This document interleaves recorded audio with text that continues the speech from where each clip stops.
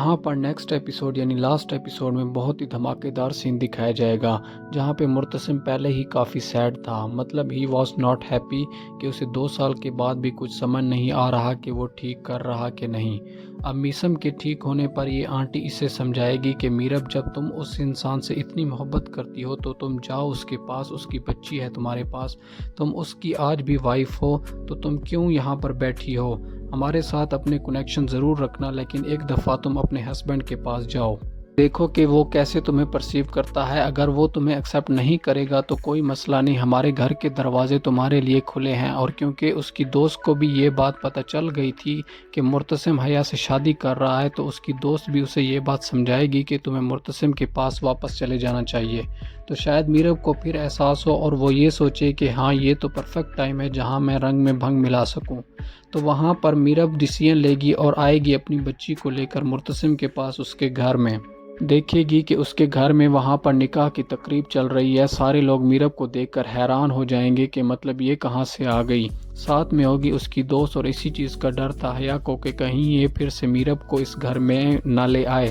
तो एन उस टाइम फिर जैसा मैंने आपको पहले कहा था कि सेम वैसा सीन देखने को मिला कि जिस टाइम मौलवी साहब पूछेंगे कि क्या आपको ये निकाह कबूल है, आगे से मीरब वारिद हो जाएगी और उसे देखकर मुर्तसिम हक्का बक्का हो जाएगा अपनी जगह पर खड़ा।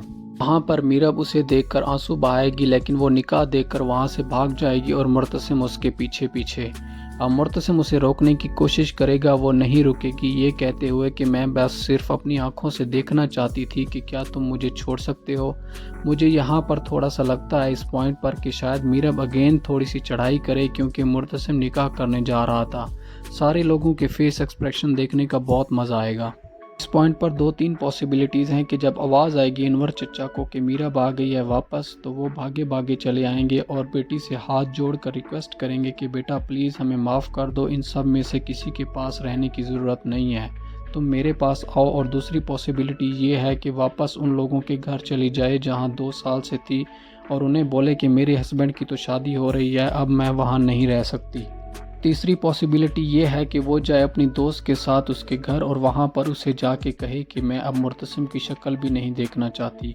सो यहाँ पर ड्रामा बहुत अच्छे से रैप अप हो सकता है जब वो दोनों एक दूसरे को देखें, शादी से हो इनकार, मुर्तसिम मीरब को रोके और दोनों का बहुत ही बेस्ट सीन दिखा दिया जाए।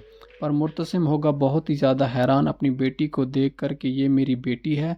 ड्रामे का एंड अब बहुत अच्छे से बन सकता है, क्योंकि मुर्तसिम अब उसे मना लेगा, उसे सारा सिनेरियो बता देगा कि वो क्यों हया से शादी कर रहा था। अलबत्ता मीरब को कोई एक्सप्लेनेशन नहीं देनी पड़ेगी, वो 2 साल से कहाँ थी, क्यों गई थी, कहाँ रहती रही, क्या करती रही, कुछ भी सवाल जवाब नहीं होगा।